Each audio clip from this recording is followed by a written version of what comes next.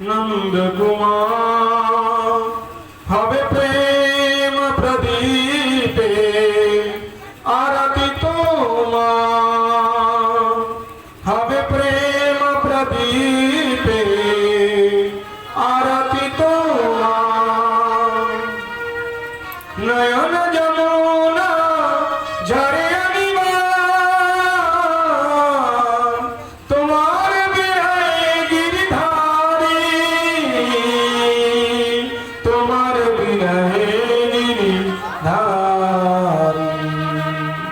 ममो मन मंदिरे रहो कृष्ण मुरारी श्री कृष्ण मुरारी श्री कृष्ण मुरारी। तो ब्रजेर गोपीगण बोलছেন प्रभु प्रतिष्ठानया भाति बांधवान नति विलंगते अच्युतागता তোমার জন্য সব কিছু ত্যাগ দিলাম আর তুমি আমাদেরকেই ছেড়ে চলে গেলে। যত্তে সুজাত চরণম গুরুস্তনেষু আমাদের বিরহর অগ্নিকে শীতল করার জন্য আপনার কোটি চন্দ্র সুশীতল চরণ আমাদের বক্ষস্থলে ধারণ করো। এই বলে গোপীগণ যখন বিলাপ করছিলেন তখন ভগবান দেখলেন গোপীগণ অনেক পরীক্ষা দিয়েছে, পরীক্ষাতে পাস হয়ে গিয়েছে। তখন ভগবান সেই গোপীগণের মধ্য দিয়ে তিনি কি করলেন, তিনি প্রকট হয়ে গেলেন। বলিয়ে রাসবিহারী ভগবান কি তাশামা বিভূর ছৌরি স্ময়মান মুখাম্বজ पीतांबरधर सरिणी साक्षात् मन्मथ मन्मथा पीतांबरधर सरिणी साक्षात् मन्मथ मन्मथा। सुखदेव महाराज बोलें केउ यदि এই রাস লীলা শ্রবণ করে তো তাহলে তার কি ফল পাওয়া যাবে। তিনি বললেন বিকৃতম তেজবরু বিরুদ্ধঞ্চ বিষ্ণু শ্রদ্ধান্বিত অনুসৃণুয়াৎ वर्णयेत् यः भक्तिं परां भगवती प्रतिलभ्य कामं हित रोगम अश्च अपनियत आचार्य धीरा। কেউ যদি এই কথা শ্রবণ করে অথবা কীর্তন করে তার হৃদয়ের রোগ, হৃদরোগ কি কাম রোগ, হৃদরোগ হচ্ছে কাম রোগ, কাম রোগ দূরে চলে যায় আর কৃষ্ণ ভক্তি প্রাপ্ত হয়। ভগবান বললেন এখন তোমাদের সঙ্গে আমি রাস লীলা করব। এমন সময় এলেন কামদেব, কাম এসেছিল, ভগবান কামদেবকে পরাস্ত করলেন। দেখুন রাসলীলা এত বিস্তার, কেবল রাসলীলা 3-4 ঘন্টা হতে পারে, এত বিস্তার। সংক্ষেপে আমি বর্ণনা করছি। শিব ঠাকুর তিনিও এলেন। শিব ঠাকুর যখন এলেন তো যোগমায়া দেবী বললেন ভিতরে যেতে পারবে না। বলে কেন? বলে ভিতরে লেখা আছে পুরুষ বর্জিত, ভিতরে সমস্ত গোপীগণ আছে, কোন পুরুষ ভিতরে যেতে পারবে না। তখন শিব ঠাকুর বলছেন আমি তো ভিতরে কৃষ্ণের সঙ্গে রাসলীলা করার জন্য এসেছি। তখন যোগমায়া বললেন তুমি যদি রাসের মধ্যে প্রবেশ হতে চাও তাহলে তুমি গোপী হও। গোপী কিভাবে হবো? বলে এই প্রেম সরোবর আছে, ব্রজের মধ্যে প্রেম সরোবর আছে, এই প্রেম সরোবরেতে তুমি অবগাহন করো, ডুব দাও, তো তুমি গোপী হয়ে যাবে। তখন পূর্ণমাসী দেবী মানে যোগমায়া দেবীর আদেশে তিনি কি করলেন, ওই প্রেম সরোবরেতে শিব ঠাকুর তিনি ডুব দিলেন। আর যখন উপরে উঠলেন তখন কি দেখলেন, বলো গোপেশ্বর মহাদেব কি।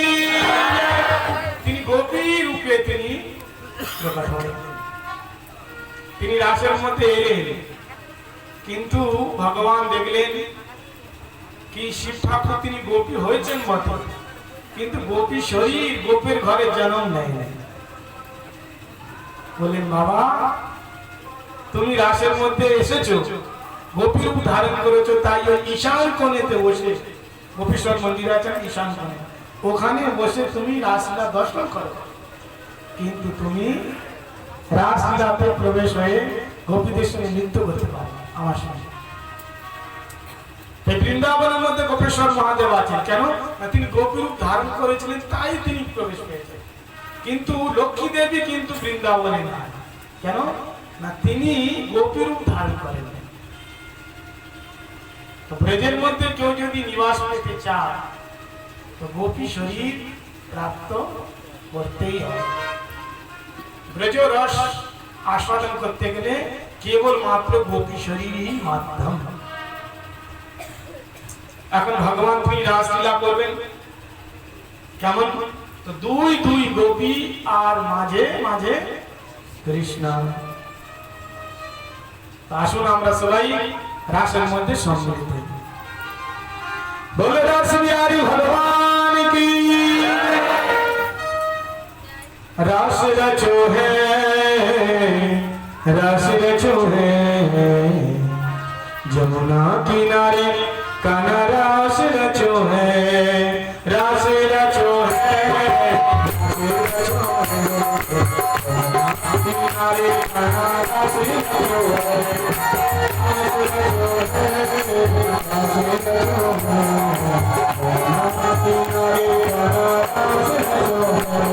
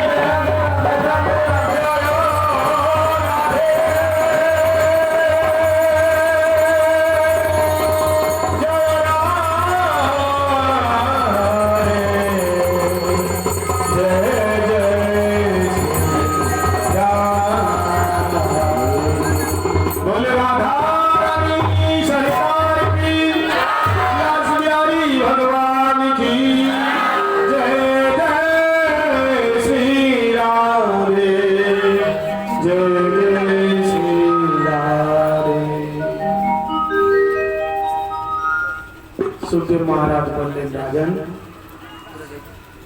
भगवान তিনি রাস বিহার করলেন কিন্তু এদিকে কংস তার চোখে আর ঘুম নাই নিদ না কেন না এক এক করে সমস্ত রাক্ষসকে কৃষ্ণ বলরাম মেরে দিয়েছে तो आज केशी दानव के पाठालें केशी बोले महाराज आमी मेरे दिया ठीक है तुम जाओ ওই যমুনা তটে কেশি ঘাট আছে না কেশি রানা তিনি ওই ঘোড়ার উপরে এলেন ভগবান কেশি মুখের মধ্যে তিনি হাত দিয়ে দিলেন ঢুকিয়ে দিলেন হাত প্রবেশ করে দিলেন তো ভগবানের হাত এমন লোহার মতন গরম হয়ে গেছে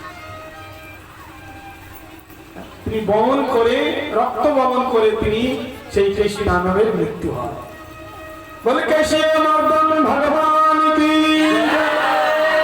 केशी घाट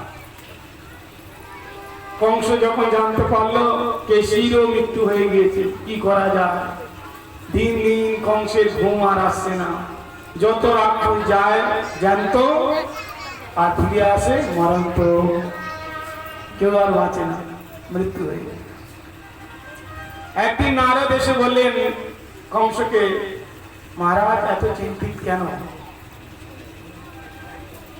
কংস বলছেন গুরুদেব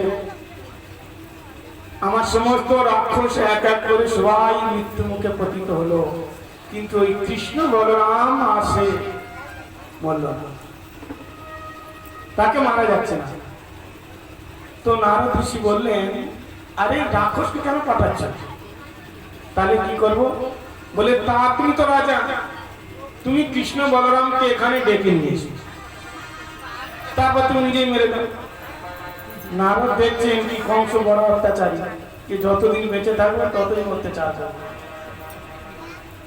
তাই তিনি ওই কংসকে বুদ্ধি দিলে কি তুমি কালকে নিজের কাছে ডেকে নিয়ে এসো চাকু নিয়ে আপনি চাকু দিয়ে আপনি কাউকে যদি মারেন মানে চাকু দিয়ে কোনো যদি ফল কাটে তো চাকু ফলের মধ্যে মারুন বা ফল চাকুর মধ্যে মারুন একই ব্যাপার তো কাল রূপী কৃষ্ণের নিকট তুমি যাও বা তাকে ডেকে নিয়ে আসো দুটি পরিস্থিতিতে কি হবে একই ফল হবে মৃত্যু কিন্তু কংস বলছে কিভাবে তাকে ডাকবো বলে মহারাজ তুমি মথুরাতে খুব বড় একটা ধনুষ যজ্ঞের আয়োজন করো আর এই ধনুষ যজ্ঞের ছিল না ডেকে নিয়ে এসো কিন্তু কে নিয়ে আসবে বলে আপনি জানেন না এই অক্রুর আছে না অক্রুর ইয়ে কৃষ্ণের কাকা আর কৃষ্ণকে খুব ভালোবাসে আপনি ওকে পাঠিয়ে দেন অক্রুরকে ডাকা হয়েছে কংস বললেন যাও তুমি আমার সোনার রথ নিয়ে যাও আর কৃষ্ণ বলরামকে নিয়ে এসো যখন অক্রুর শুনলো যে কৃষ্ণ বলরামকে নিয়ে আসার জন্য আমাকে পাঠাচ্ছে তখন অক্রুরের তো একদম আনন্দের সীমা নেই কেন কি আজ আমি ভগবানকে দর্শন করতে যাব কিম মায়া চরিতম ভদ্রম কিম তাপম পরম তপঃ আমি এমন কি তপ করেছিলাম যোগ করেছিলাম ধ্যান করেছিলাম অদ্যমে আজ আমি কৃষ্ণকে দর্শন করি কংস তো কাজটা করছে খারাপ কিন্তু আমার জন্য ভালো হয়ে গেল যে ঠাকুরের সঙ্গে মিলনের জন্য প্রেরণা দেয় তা সে তো খুব ভালো বলে মহারাজ কৃষ্ণ বলরামকে ডেকে আপনি কি করবেন বলে তোমার সঙ্গে আর কি মিথ্যা কথা বলবো আর কি কথা ঢুকাবো ওই কৃষ্ণকে মারার জন্য বলরামকে মারার জন্য ডাকছে তখন অক্রুর মনে মনে ভাবছেন মহারাজ খুব বড় ভুল করছেন কৃষ্ণ বৃন্দাবনে মথুরাতে আছে তুমি এখানে আনন্দে ঘুমাচ্ছ খাচ্ছ একবার যদি এসে যায় তাহলে তোমার খাওয়া ঘুম সব মাথায় উঠে যাবে আর মুখে থাকবে কিন্তু অক্রুর বলল মহারাজ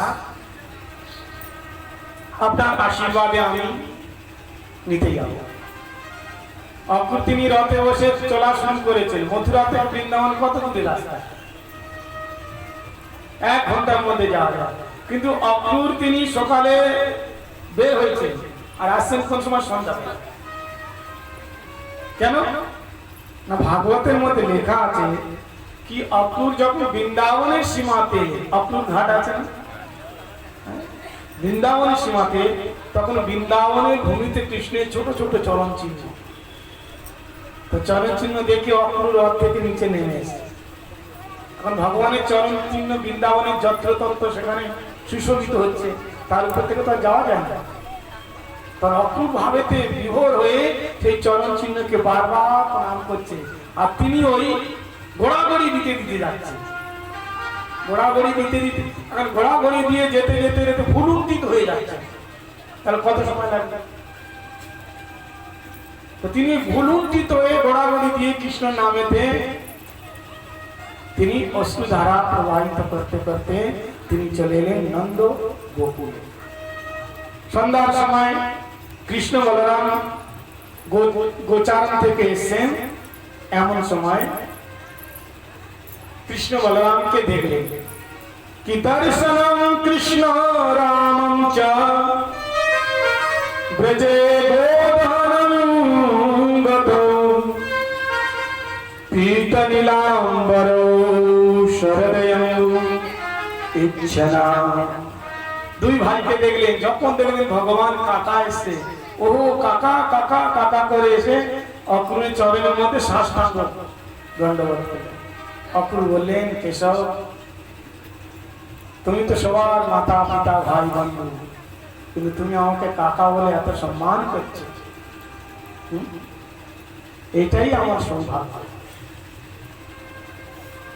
অক্রূর তিনি কৃষ্ণ বলরামকে কোলের মধ্যে জড়িয়ে ক্রন্দন করছে। কৃষ্ণ বলছেন, কাকা তুমি কেন এসছো গোকুলে আমি জানি। এই কংস আমাদের মারার জন্য এই ধনুষ যজ্ঞের আয়োজন করেছে আর তোমাকে পাঠিয়েছে আমাদের নিয়ে যাওয়ার জন্য। কিন্তু কাকা আপনার নিকট হাত জোড় করে একটি নিবেদন, একটি নিবেদন কি এই কথা যে কংস আমাকে মারার জন্য তোমাকে পাঠিয়েছে, এই কথা ভুল করে জানো তুমি মা যশোদা নন্দ বাবা ব্রজে গোপীদের বলো না। যদি তুমি বলো, যদি তুমি বলো তাহলে কিন্তু তারা আর প্রাণ ধারণ করবে না। যখন অক্রূরজি তিনি এলেন, নন্দ বাবা ছুটে এসেছেন, মিত্র অনেক দিন পরে তুমি এলে, বলো কংস কেমন আছে? আমার মিত্র বসুদেব মহারাজ কেমন আছে? অক্রূর বলছেন, শরীরের মধ্যে যদি কোনো কারোর ধরা হয়, যদি টিউমার হয়, তাহলে সে কি আর শান্তিতে থাকতে পারে? তো মথুরাবাসীদের জন্য কংস একটা বড় টিউমার। যতক্ষণ সেটা অপারেশন হচ্ছে ততক্ষণ আমাদের শান্তি নাই।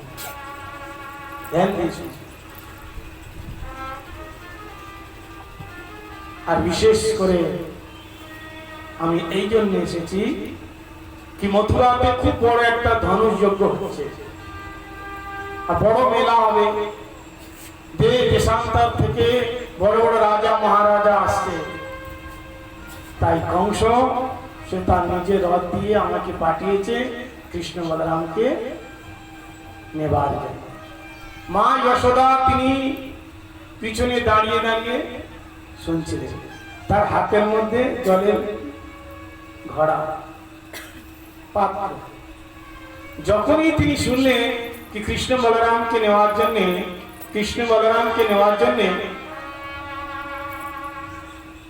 এই অক্রূর এসেছে, কংস পাঠিয়েছে, মা যশোদা সঙ্গে সঙ্গে চিৎকার করে বললেন, না আমি যেতে দিব না। আমি জানি কংস কত দুষ্ট, আর কৃষ্ণ বলরাম ছাড়া তো আমি এখন থাকতে পারি না, আমি যেতে দিব না। কৃষ্ণ এসে বললেন, মা আমরা তো মেলাতে যাব, আমরা কোন মেলাই দেখি নাই, কত লোক আসবে মেলা দেখার জন্য, আমরাও যাব। তখন মা যশোদা চিন্তা করলেন, সব বালক মেলাতে আসবে, তো আমার বালক কেন যাবে, আমার পুত্র কেন যাবে? কিন্তু বলছেন, বাবা তোর বিনা তো আমি থাকি না, তুই কি আমার ছেলে থাকতে পারবি? বলে, কেন, সঙ্গে বাবাও যাবে, একদিনের ব্যাপার, আজ যাব, কাল চলে আসবো, পশু আগম শ্যাম। মা তুমি জানো, বৃন্দাবনম পরিত্যজ্যম পাদম একম ন গচ্ছামি, আমি কোথাও যাই। আজ সম্পূর্ণ রাত মা যশোদা তিনি ক্রন্দন করছেন, তার নেত্রেতে চোখেতে কোনো ঘুম নেই, কারণ তিনি জানেন কি প্রাতকাল হতেই কৃষ্ণ আমাকে ছেড়ে চলে যাবে।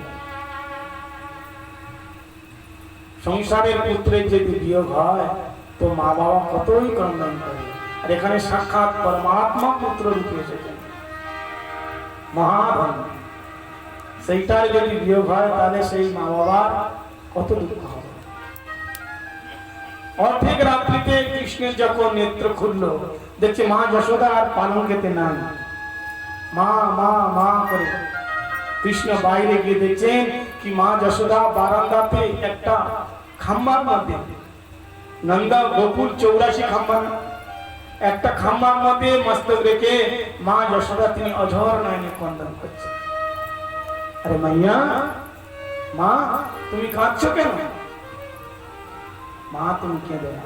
তখন কৃষ্ণ মাত্র 10 মাস, এই 10 বছর 8 মাস 56 দিন হয়েছে, 11 বছর পুরো হয় না। ছোট ছোট হস্তকর্ম দিয়ে মা যশোদার শাড়ি নিয়ে, অঞ্চল নিয়ে তিনি অশ্রু উঠছিলেন, আর বলছে, মা তুমি চিন্তা করো না, আমি তোমার ছেড়ে কি থাকতে পারি, একদিনের ব্যাপার, আমি ঠিক চলে আসবো। কিন্তু মায়ের মন কি আর মানে? মার হাত ধরে তিনি ঘরের ভিতরে নিয়ে এসে আজ তিনি স্বয়ং মা যশোদার সেবা করছেন, কারণ তিনি জানেন কি এরপরে আর মা পাবো না। তিনি জানেন আমি যাবো তো আর আসবোই না, আর দর্শন হবে না, তাই মায়ের সেবা করেন। যখনই সকাল হলো, চারিদিক থেকে শ্রীদাম সুদাম দাম বসুদাম, কৃষ্ণ আমরা শুনলাম কি তুমি মথুরাতে যাচ্ছ মেলা দেখতে, তো আমরাও যাব, আমাদেরকে নিয়ে যাও না। নন্দবাবু বললেন, হ্যাঁ হ্যাঁ, কেন নিয়ে যাব না, এই গাড়ির মধ্যে বসে, গরুর গাড়িতে তোমরা সবাই বসো, আমি তোমাদের সবাইকে নিয়ে যাব। আর কৃষ্ণ তিনি যাওয়ার জন্য যখন সেই বলরাম আর কৃষ্ণ সোনার রথের মধ্যে বসবেন, এমন সময় মা যশোদা তিনি কি আর থাকতে পারেন, তিনি যেতে দিবেন না। নন্দ মহারাজ বলছেন, তুমি চিন্তা করো না, আমি সঙ্গে তো যাচ্ছি, আমি নিয়েই আসবো, নিয়ে যান, তুমি আর কতদিন ওকে ধরে রাখবে, একদিন না একদিন তো বাইরে যাবে। যখনই রথের মধ্যে বসে কৃষ্ণ যাওয়া শুরু করেছে, এমন সময় মা যশোদা দুগ্ধ পাত্র নিয়ে গোপাল গোপাল করে ক্রন্দন করতে করতে মা যশোদা ছুটছে। কাকা তুমি অল্পক্ষণ তুমি থামো, আমার মা যশোদা আসছে। মা তুমি কেন পিছনে পিছনে ছুটে আসছো, তুমি এইভাবে যদি যাও তাহলে কি আমি আগে যেতে পারবো? তখন মা যশোদা সেই দুগ্ধ পাত্র গোপালের হাতে দিয়ে বলছেন কি, কৃষ্ণ হে গোপাল, রাস্তাতে তোমার অনেক খিদে লাগবে, তৃষ্ণা লাগবে, তাই তোমাকে মা যশোদা তোমাকে দুগ্ধ দিল, মাখন দিচ্ছে, তুমি এটা খেও। আর হাত জোড় করে মা যশোদা আজ প্রথমবার, যিনি কান ধরেন লাঠি দিয়ে শাসন করেন, আজ মা যশোদা তিনি ভিতরে ভিতরে বুঝতে পেরেছেন, মনে হয় এই আমার শেষ দেখা। তাই তিনি হাত জোড় করে বলছেন, গোপাল আমি তোমাকে একটি মাত্র মাটির পাত্রের জন্য তোমাকে আমি বেঁধেছিলাম উদুখলের মধ্যে, তোমার আমি কান ধরেছিলাম, তোমার আমি লাঠি দিয়ে শাসন করেছিলাম, যদি তুমি পারো এই কথা তুমি ভুলে যাও। যখন যখন মনে করবে তখন তখন তোমার মনে এইরকম ভাব আসবে কি মা যশোদা কত নিষ্ঠুর, আমাকে কত কষ্ট দিয়েছে। কৃষ্ণ এসে বললেন, মায়ের হাত ধরে বলছে, মা আমি সবকিছু ভুলে যেতে পারি, কিন্তু মা যশোদার প্রেম বন্ধন ভক্তি সূত্র উপলব্ধ কোনদিন ভুলতে পারে না। আগে ভগবান তিনি রথে বসে বললেন, দ্রুত গতিতে রথ চালান। রথ যখন যেতে লাগলো, মা যশোদা যেমন কোন বৎসকে, গাভীর বৎসকে যদি কেউ নিয়ে নেয় তো গাভী কেমন ছুটে, সেই প্রকার মা যশোদা রথের পিছনে তিনি ছুটছেন, গোপাল গোপাল করে চিৎকার করে তিনি ছুটছেন। সমস্ত বাৎসল্য রসের গোপীগণ তিনি ছুটছেন। মা যশোদার পাশে যখন গেলেন, নিকটে মা যশোদা মূর্ছিত হয়ে গেলেন। মা যশোদাকে তুলে নিয়ে নন্দ গোকুলের মধ্যে আগে ভগবান গিয়ে দেখলেন ওখানে হাজারো হাজার হাজার সহস্র সহস্র গোপীগণ সব দাঁড়িয়ে আছে। হে শ্যাম সুন্দর, তুমি যদি যেতে চাও তাহলে আমাদের উপর থেকে রথ নিয়ে যাও, যেতে যেও। কেউ রথের চাকা ধরে টানছে, কেউ সেখানে শয়ন করলেন। তখন ভগবান রথ থেকে নেমে এসে রাধারানীকে বললেন, রাধে তুমি যদি আমাকে না যেতে দাও তাহলে আগের লীলা সম্ভব হবে না। আর আমি তোমাকে প্রতিশ্রুতি দিলাম, এই নাও আমার ময়ূর মুকুট আর বাঁশি। ভগবান তিনি বৃন্দাবনেতে ময়ূর মুকুট আর বাঁশি ছেড়ে গিয়েছিলেন, মথুরাতে নিয়ে যান না। এই জন্য বৃন্দাবনের কৃষ্ণ কেবল ময়ূর পুচ্ছ ধারণ করে আর বাঁশি বাজায়, অন্য কোন ভগবান লাগাতে পারে না। আর রাধারানীকে বললেন, যখনই তুমি আমাকে স্মরণ করবে এই বাঁশি বেজে উঠবে আর ময়ূর পুচ্ছ নৃত্য করবে, তুমি আমাকে দর্শন করবে। যখন কৃষ্ণ তিনি রথে বসে যাচ্ছেন তখন ব্রজের গোপীগণ বলছেন, সেই বিধাতাকে ব্রজের গোপীগণ কটু বাক্য বলছেন, বিধাতা তোমার ভিতরে দয়া নেই। কিয়া হো বিধাতাস্তব ন কচিদ দয়া संजज मैया प्रणयन देहिना तांसा दिनो आएगा विकृतं ते अरे भव चेष्टितं। हे विधाता, तुम्हार चेष्टा बालक जैसे, बालक माटी घर बानिए खेले और खेला हो जाने पर যখন খেলা হয়ে যায় তখন ঘরটা পা দিয়ে ভেঙে দিয়ে দেয় যাতে আর কেউ না খেলতে পারে। বলে তদ্রূপ কৃষ্ণের সঙ্গে আমাদের সম্বন্ধ বানিয়েছ, যখন প্রেম রস আস্বাদন করার সময় এসছে তখন কৃষ্ণকে আমাদের থেকে দূর নিয়ে চলে যাচ্ছে। কৃষ্ণের রথ যখন ঘুরে গেলে তখন ব্রজের গোপীগণ চিৎকার করে কেঁদে বললেন, এবং ব্রুবাণাং বিহারপুর ভীষণ ব্রজ স্ত্রী কৃষ্ণ বিরাট মানসা বৃষিজ লজ্জা গুরুদুষ্ণ সুশরম গোবিন্দ ধাম ধর্মাধবেতি। গোবিন্দ ধাম ধর্মাধবেতি, গোবিন্দ ধাম ধর্মাধবেতি। সুখদেব মুনি বললেন, রাজন ওই দিন থেকে ব্রজের গোপীগণ শৃঙ্গার করা ছেড়ে দিলেন, খাওয়া পড়া সব কিছু ছেড়ে দিয়েছেন। সারাদিন কৃষ্ণ বিরহেতে কৃষ্ণের স্মরণ করে। এদিকে ভগবান তিনি এলেন কোথায়? মথুরাতে। এখন মথুরাতে তিনি এলেন, একটু দিন ছিল, তাই বললেন বাবা আমরা তো মথুরাতে এসে গেছি, তো আমাদের মনে ইচ্ছা হচ্ছে একটু মথুরা ঘুরে আসি। নন্দ বাবা বললেন ঠিক আছে মথুরাতে যাও, কিন্তু মথুরা শহর, কার সঙ্গে লড়াই ঝগড়া করো না। বলে না না, কার সঙ্গে লড়বো। এখন কৃষ্ণ বলরামের সঙ্গে সমস্ত সখাগণ যাচ্ছেন, যেই রাস্তা দিয়ে যায় ওই রাস্তা দিয়ে ফুলের বরিশন। হ্যাঁ, জয় কানাইয়া লাল কি, জয় দাউ দয়াল কি, জয় হোক গোপাল কি। মথুরার রমণীগণ, মথুরাবাসীগণ সবাই কৃষ্ণকে স্বাগত করছে, সুস্বাগতম কৃষ্ণ। এখন ব্রজের বালক তারা বলছেন কৃষ্ণ, আরে আমরা যেই রাস্তা দিয়ে যাই ওই রাস্তা দিয়েই ফুলের বর্ষা হয়, সবাই আমাদের স্বাগতম জানায়, তো তোমার এই মথুরাতে কি আছে? ব্রজের বালক তারা জানে না কি মথুরায় কি আছে। কৃষ্ণ বলে আরে তুমি জানো না মথুরার যে রাজা কংস না, সে আমার নিজের মামা। বলে আচ্ছা তোমার মামা? বলে হ্যাঁ। তো তাহলে বলে মামার সঙ্গে দেখা করতে হবে। বলে ভাই তা তাহলে আগে বলিস নাই কেন? তাহলে আগে বলিস নাই কেন? যদি আগে বলতিস তাহলে আমরা একটু সুন্দর কাপড় জামা পরে আসতাম। দেখ আমরা যেই কাপড় জামা পরে গরু চড়াতে যেতাম সেই কাপড় জামা পরে এসেছি। এখন বল এই বড় রাজার সঙ্গে আমরা দেখা করতে যাবো, দেখতে কি ভালো লাগবে? সকালের মন খারাপ, ভগবান বলে মন খারাপ করো না, আরে মামার এখানে কোনো বস্তুর অভাব নেই। এমন সময় ওই কংসের ধোবি, ধোবি মানে ধোপা, এই ধোপা মানে গন্ধ কাপড়, নোংরা কাপড় ধোয় না, এখানে বলছে রংরেজ। রংরেজ মানে নতুন কাপড়কে রং করে,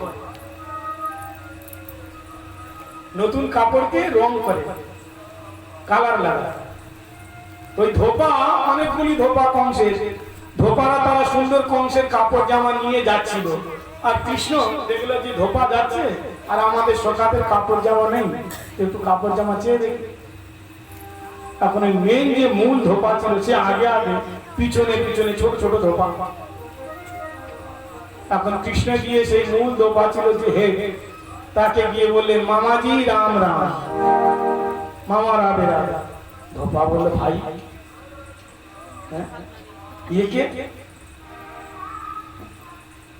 তুমি কে, তোমার পরিচয় কি?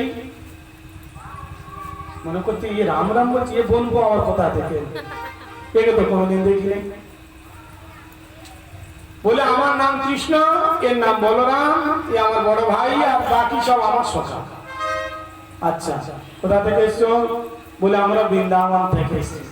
তখন ধোপা বুঝতে পেরেছে কি আমাদের মহারাজ এনাকে ডেকেছে মারার জন্য। বললো আচ্ছা আচ্ছা বুঝতে পেরেছি তোমাদের ব্যাপারটা। তো কৃষ্ণ ভাই ঠিক আছে বুঝতে পেরেছে, খুব ভালো কথা।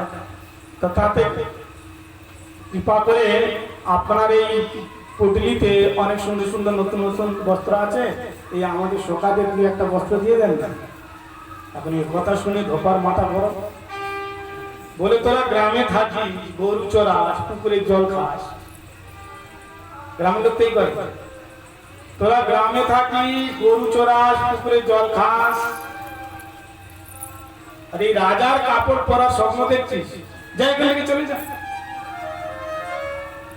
বলরাম বলছে কৃষ্ণ এ তো বলার কোনো সভ্যতা নেই, এইভাবে লোকে বলে। আরে ভাই তুমি দেবে না তো বলো দিব না, কিন্তু জল খাস, গরু চড়া, সেই করিস তাই করিস, এত কথা কিসে? তখন বলরাম বলছে কৃষ্ণ যে হাত দিয়ে পুতনাকে মেরেছিলিস সেই হাতটা ওকেও দেখিয়ে দে, সেই হাতটা ওকেও দেখিয়ে দে। বলে ভাইয়া তোমার আদেশ হলেই আমি সবকিছু করবো, বড় ভাইয়ের আদেশ যা হবে তাই। তো কৃষ্ণ বলছে দিবে না বস্ত্র? ধোপা বল আচ্ছা আমাকে আবার চোখ রাঙাচ্ছ? ধোপা দেখছে ছোট ছোট বালকে আর কি করবে। ধোপার হাতে ডান্ডা ছিল, লাঠি। কৃষ্ণকে মারার জন্য যখন এসছে তখন ভগবান কি করেছেন, হাত এরকম ঘুরিয়ে, আর ধোপা ছিল তার গলার মধ্যে জোরে মেরেছে। যখন এখানে গলার মধ্যে মেরেছে তখন শরীর থেকে মুন্ডু আলাদা হয়ে ঘুরে পড়েছে, তলোয়ারের কাজ করেছে। পিছনে আর যত ধোপা ছিল তারা দেখুন হে ভগবান, এই ছোট বালকের হাতের মধ্যে এমন তলোয়ার লাগানো আছে কি গলার মধ্যে লাগলেই কেটে আলাদা হয়ে যাচ্ছে। ভাই পালাও পালাও, প্রাণ বাঁচাও। সমস্ত সেই পুঁতিগুলো ফেলে দিয়ে তারা সব ছুটছে, ভাই প্রাণ বাঁচে তো লাখো পাই। এখন ভগবান বললেন সখাদের এই পুটলি খোলো, যে যেরকম পারো কাপড় বেছে নাও। এখন সবাই সেই নতুন নতুন একদম চকচকে কাপড়, সিল্কের কাপড়। আপনারা দেখেছেন ব্রিজের মধ্যে লোকেরা বেশি সিল্কের কাপড় পরে, চকচক চকচক করছে সিল্কের কাপড়, সখারা পড়েছে। কিন্তু কাপড় ছিল তার কংসের কাপড়। কংস কত মোটা চওড়া লম্বা, আর ছোট ছোট বালকগুলি সেই কাপড় পরে, তাহলে কেমন লাগবে? বাচ্চাদের হাত তো ছোট ছোট, কংসের হাত বড়, কিন্তু সেই কাপড় পরে এই হাত এতটা পর্যন্ত হাত ঝুলছে, আর বিনা ঝাড়ুতে রাস্তা সাফাই হয়ে যাচ্ছে। বিনা ঝাড়ু পুরো রাস্তা সাফা। তো শ্রীরাম বলছে, কৃষ্ণ এই বস্ত্র পরে আমাদের মনে হচ্ছে যে আমরা ভিখারি বাচ্চা, খারাপ লাগছে দেখতে। মনে করে ভিখারিটা তো বড় হাবলা খাওয়া পড়ে না। যারা ভালো পড়ালেখা লোক বা ভালো টাকার লোক, তারা ফিটফাট জামা পরে পরে কেন? হ্যাঁ, আর এমনি যদি বাচ্চারা যদি একটু বড় জামা পরে তো কি বলে, কি একা জামা পরবি তোর বাবা, জিজ্ঞাসা করে কি? তো সকালে খুব লজ্জা লাগছে, ভাইকে জামাগুলো খুব বড় হয়ে গেছে। এত বড় জামা একজনের ভিতরে 2-3 জন ঢুকে যেতে পারে।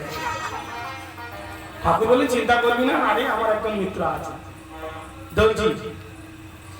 দর্জি জানেন তো, কাপড় সেলাই করে। দর্জির কাছে ভগবান বলছেন, দর্জি ও মহারাজ আইয়ে আইয়ে। দর্জি জানে এরই সত্তা এখন চলছে, কংসের সত্তা শেষ। দর্জি বলে, আসুন সরকার, আপনি কিভাবে এলেন, আপনার কি সেবা করবো? ভগবান বললেন, সেবা আর কি করবে, এই আমার সমস্ত সখাগণ আছে, এদের কাপড়গুলো একদম ফটাফট না মেপে একদম চকাচক সুন্দর ফিট করে দাও, সুন্দর দাও। দর্জির কাছে আরো অনেক দর্জি ছিল, অনেক দর্জি কাজ করতো। সবার জামা খুলে একদম ফটাফট একদম নাপ নিয়ে ফটাফট সুন্দর একদম চকাচক বানিয়ে দিয়েছে, সুন্দর মাপের বানিয়ে দিয়েছে।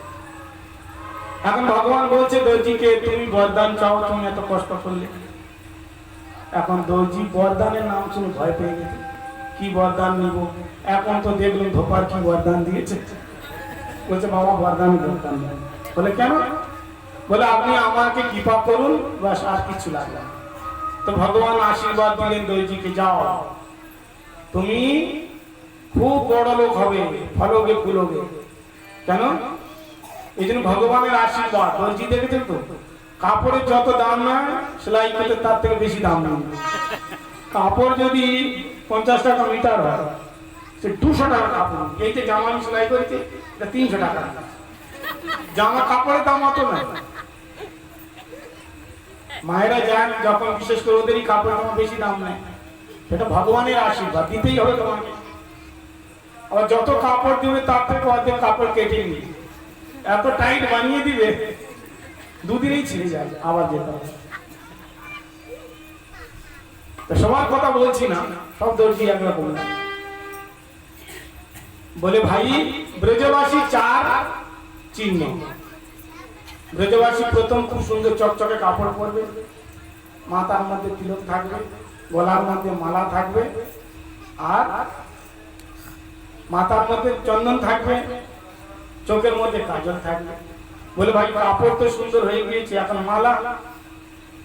এমন সময় একটি মালাকার ছিল, মালাকারের কাছে গিয়ে বললো, ভাই এ আমাদের সমস্ত সখা মালা চাইছে। ঠিক আছে মহারাজ, মালা নিল, মালা দিয়ে দিয়েছে, সবাই মালা পরেছে। তো ভগবান আশীর্বাদ দিয়েছে, চলো দর্জি তুমি মালা মাল হয়ে যাবে। মালা দিয়েছো তো তুমি মালা মাল, মানে সারূপ্য মুক্তি দিয়ে দিয়েছে। এখন বস্ত্র হয়ে গেল, মালা হয়ে গেল।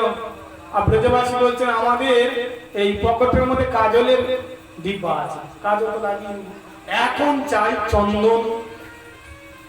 চন্দন কোথায় পাই?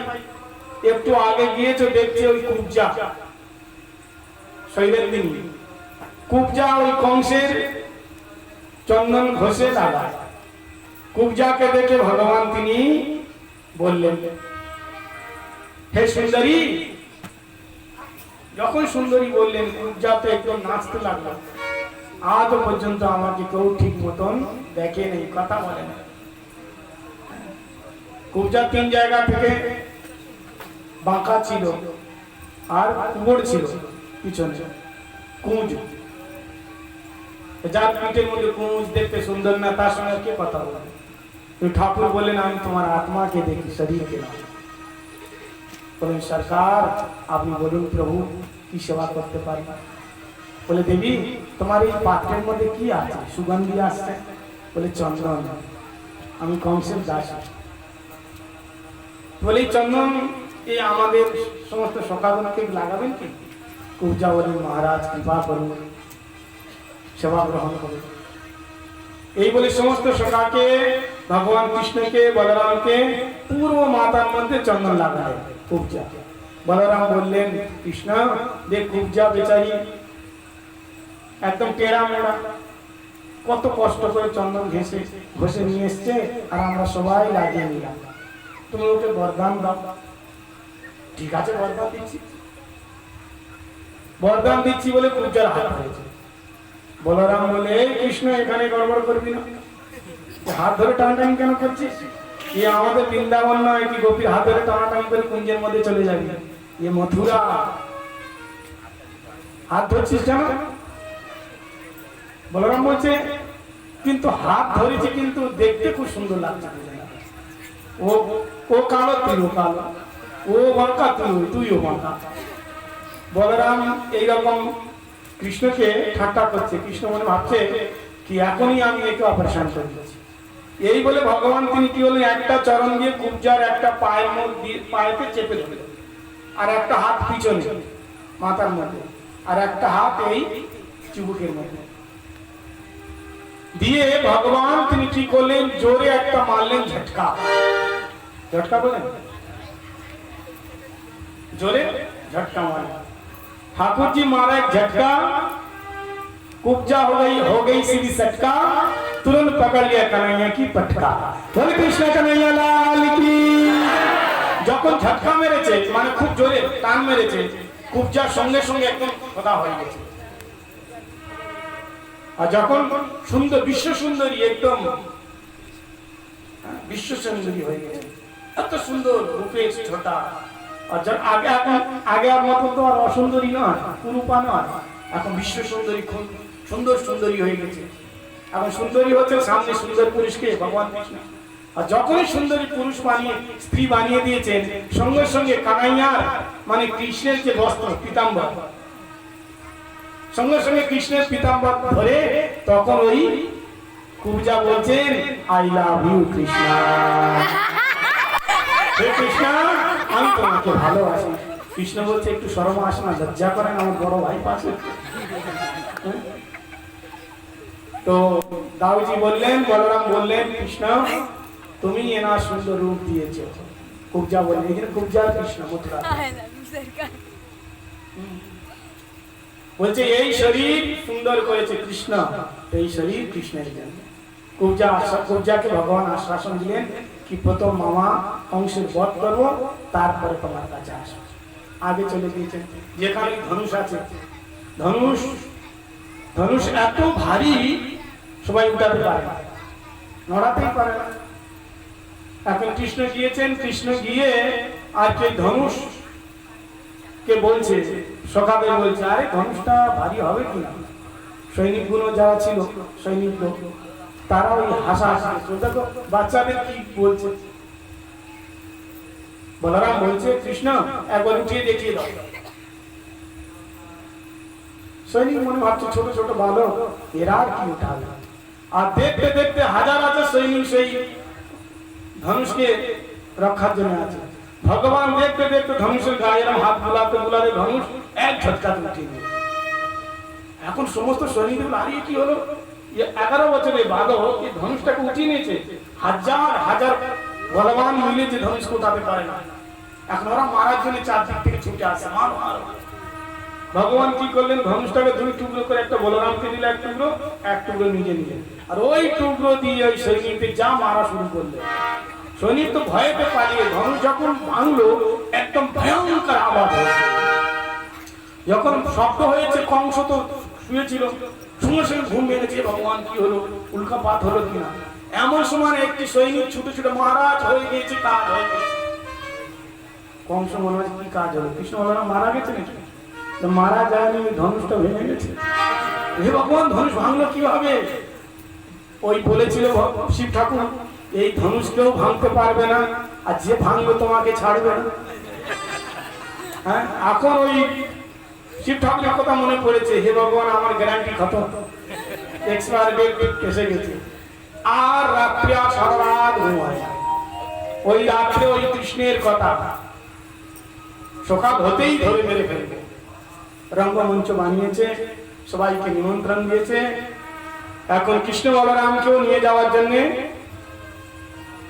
নন্দ বাবা বললেন বাবা তোমরা আগে যাও, আমরা পিছনে যাচ্ছি। দুই ভাই আর একদম মারার জন্য সমস্ত ব্যবস্থা করে রেখেছে। বলে কৃষ্ণ বলরাম যখন গেটে ঢুকবে তখন কুবলয় পীর নামে একটা হাতি, তার মধ্যে হাতিটাকে মদিরা পান করে পাগল করে রেখেছে। যখনই এই কৃষ্ণ বলরাম আসবে তখন হাতির মধ্যে ওই অঙ্কুশ মেরে হাতিকে ওর দিকে করে দেবে।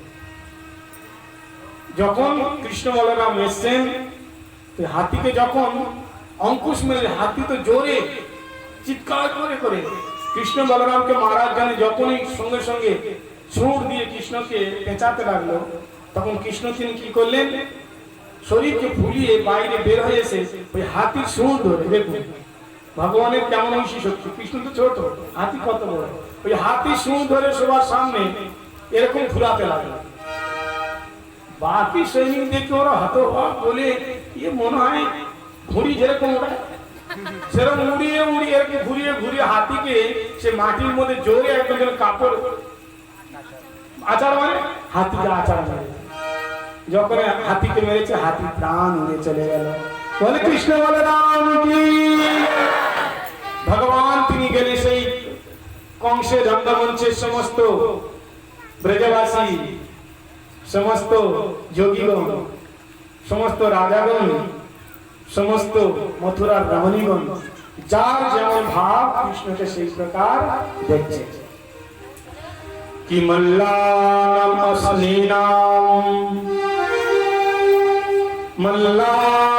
আসনীনাম নরবর স্ত্রীনাম স্মরমূর্তিমান গোপানাম সজন সতাম শিতুভুজা स्वास्त्र शिशु मृत्युर्भोजपते विराट विदुषा तत्तं परम योगिनां दृष्टिनां परदेवेति विदितो रंगं गता साग्रज जाके रे भावना जैसी प्रभु मूरत देखी तैसी। যার যেমন ভাবনা ঠাকুরকে সেই ভাবে দেখতেন। সময়ের অভাব, ভগবান তিনি লম্ফ দিয়ে তিনি সেই অনেক দূরের উঁচু সিঁড়িতে কংসে বসে আছেন সিংহাসনে, লম্ফ দিয়ে ভগবান তিনি কংসের নিকটে গেলেন। কংস সঙ্গে সঙ্গে সন্তোষল চানু মিষ্টিকে বললেন তোমরা কোথায় আছো, তাড়াতাড়ি এসো, কৃষ্ণ বলরামকে মারো। তারা সবাই এসে কৃষ্ণ বলরামকে ধরেছে। চানু ধরলো বলরামকে, এই চানু ধরলো কৃষ্ণকে, আর মুষ্টি ধরলো বলরামকে। ভগবান তিনি বীর আস্বাদন করছেন। দ্বন্দ্ব যুদ্ধ করতে করতে ভগবান তিনি কি করলেন, চানুকে ধরে এমন ভাবে তিনি মাটির মধ্যে তিনি ধরে পাছাড় মারলেন, ফেলে দিলেন। চানুর একদম চানুর চারিদিকে ছড়িয়ে পড়ল শরীর। আর বলরাম বললেন তোর নাম কি রে? বলে আমার নাম মুষ্টি। বলে একই মুষ্টিতে তোর জীবন শেষ করবে। আর এমন ভাবে ধরে যখন তার মাথার মধ্যে মারলেন তো মুষ্টিকেরও বল হরি হরি বল, বৃন্দাবন বিহারী লাল কি। যত রাক্ষস এসে ভগবান সবাইকে মেরেছেন সেই দিকে। আর লম্ফ দিয়ে সেই অনেক উঁচু সিংহাসনের মধ্যে কংস বসেছিলেন। কংসের কাছে ভগবান ছুটে গিয়ে কংসের যে লম্বা লম্বা কেস আছে ভগবান এরকম ধরেছে, ধরে এরকম নাড়াচ্ছে। কংস বলে আরে ইয়ে কোনো ইয়ে একটা মান সম্মান নেই, আমি একটা রাজা। বলতো রাজা বের করছি, রাজা হয়েছে। বলে চুল ধরছে কেন? বলে কেন চুল ধরলে লাগে? বলে ভাই খুব জোরে লাগছে, ছেড়ে দে। বলে মামা তোমার জীবনের এই প্রথম ভুল, চুল ধরা। তুমি মনে করো আজ থেকে 30 বছর আগে আমার মা দেবকী প্রথমবার বিবাহ তিনি শ্বশুর বাড়িতে যাচ্ছিলেন, তুমি আমার মায়ের কেশ ধরে রথ থেকে নিচে ফেলে দিয়েছিলে। কেশ ধরে যদি নাড়াবে লাগে, এই কথা যদি তুমি জানতে আগে, তাহলে তুমি এটা করতে না। আজ তুমি বুঝতে পারছো কেন না তোমার কেশ তোমার চুল কেউ ধরেছে। আর এই বলে ভগবান তিনি ওই অত 3-4 অত 20 ফিট উপরে সিংহাসনের মধ্যে বসেছিলেন, ওইখান থেকে কংসকে ভগবান ঠেলা মেরে নিচে ফেলে দিয়েছে। আর উপরে তিনি জম্প দিয়ে তার উপরে পড়েছেন। যখনই কংস পড়েছে তো কংসের প্রাণ বের হয়ে গিয়েছে। বলে কংস মর্দন ভগবান কি, কৃষ্ণ বলরাম কি। এখন কংসের মৃত্যু হওয়ার পরে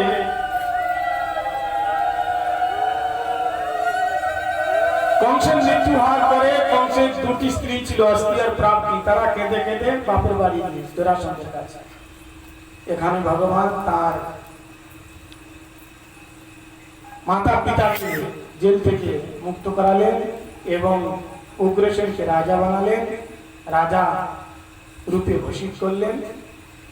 আর নন্দ মহারাজ সমস্ত সখাগণ বললেন, কৃষ্ণ এখন তো কংস মারা গিয়েছে, মথুরার অবস্থা ঠিক হয়ে গেছে, এখন চলো যাই বৃন্দাবন।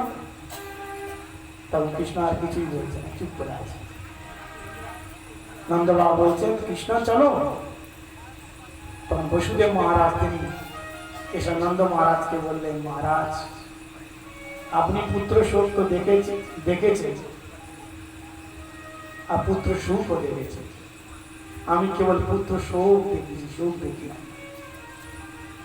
তুমি যদি মনে করো যে কৃষ্ণ কিছুদিন এখানে থাকবে তো থাকবে, আর তুমি যদি মনে করো যে তুমি নিয়ে যাবে তো নিয়ে যাবে।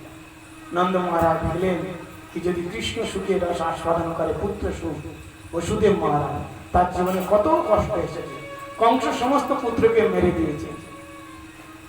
নন্দ মহারাজ তিনি কিছু বললেন না, তিনি বুঝতে পারলেন যে কৃষ্ণের ইচ্ছা মথুরাতে থাকা। আজ নন্দ মহারাজ বুঝতে পারলেন কৃষ্ণ আমারই সন্তান না। তিনি বুকের মধ্যে পাথর রেখে সমস্ত ব্রজবাসী ক্রন্দন করতে করতে তিনি চলেছেন ব্রজের মধ্যে। এইদিকে মা যশোদা একদিন ব্যতীত হয়ে গেছে, রাস্তার মধ্যে মা যশোদা বসে আছেন সকাল থেকে, কৃষ্ণ এখনই আসবে, এখনই আসবে, এখনই আসবে। যখন দেখনি সমস্ত বালক আসছে, নন্দ বাবা আসছে, সিদাম সুদাম দাম বসুদাম, কিন্তু মা যশোদা এরকম ভাবে দেখছে কি আমার কৃষ্ণ কোথায়, গোপাল কোথায়, গোপাল তো নেই, গোপাল কোথায়। মা যশোদা মনে করে ও আমার সঙ্গে লুকিচুরি খেলছে, নিশ্চয়ই সবার পিছনে আছে। কিন্তু এক এক করে যখন সমস্ত গোপাল গোয়াল বালক এসছে, কৃষ্ণ আসে না। নন্দ বাবাকে বললেন গোপাল কোথায়? তখন নন্দ বাবা তিনি জোরে জোরে কেঁদে বললেন, যশোদা কৃষ্ণের আসল মাতা পিতা পেয়ে গিয়েছে, আমাদের ভাগ্যে আর পুত্র সুখ নাই। তখন মা যশোদা বুঝতে পারলেন কি গোপাল আমাদের ছেড়ে মথুরাতেই থাকবে। মা যশোদা ওই দিন থেকে তিনি খাওয়া দাওয়া সব কুছ ত্যাগ দিলেন, সব কিছু। এইদিকে বসুদেব মহারাজ তিনি কৃষ্ণকে গুরুকুলে পাঠালেন উজ্জয়িনীকে।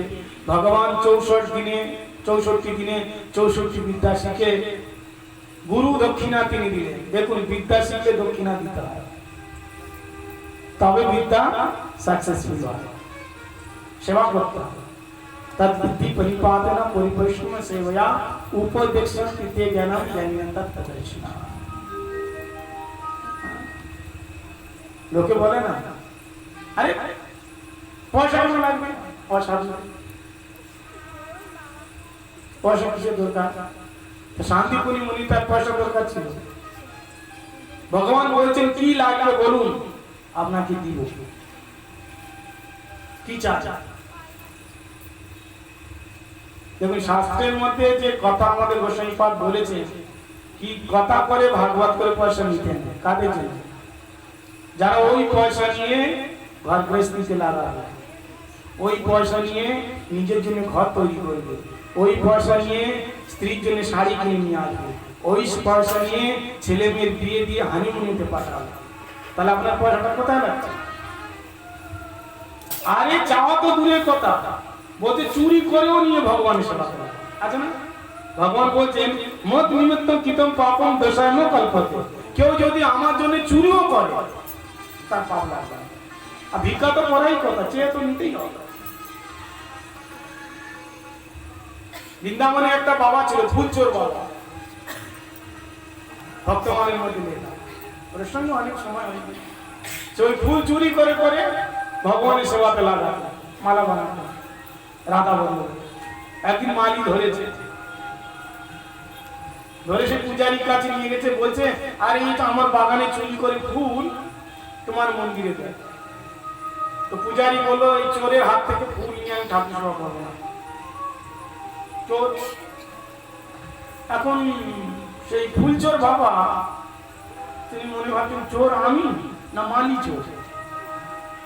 পুরো দুনিয়া ভগবানের, ভগবান জল হাওয়া বাতাস সব ভগবান দিয়েছে। হ্যাঁ, ভগবানের জায়গা ভগবানের জমিতে ফুল হচ্ছে, ভগবানকে দিচ্ছে না, নিজেই আত্মসাৎ করছে। তো চোর তো নিজেই বলছে না কি কেউ যদি নিজের জন্য খাবার বানায় তো সেটা পাপ, চুরি করে খাওয়া। ভগবানের জন্য করতে হবে।